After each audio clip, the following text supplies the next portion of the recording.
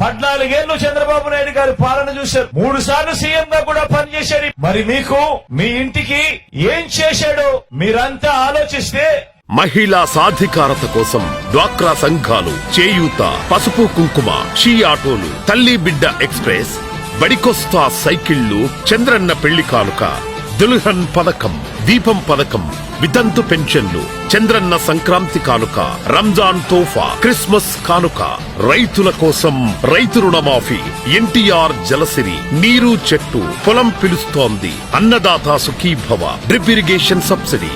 విభజన తర్వాత ఆంధ్రప్రదేశ్ లో యువత కోసం 38,000కు పైగా ఐటీ ఉద్యోగాలు.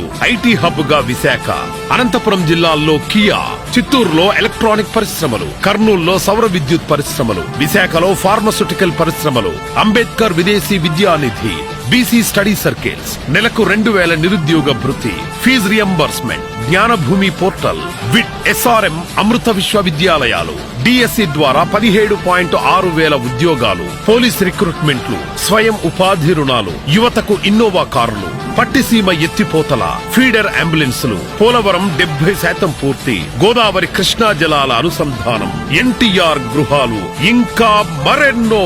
ఇది చంద్రబాబు పేరు చెప్తే గుర్తొచ్చేది.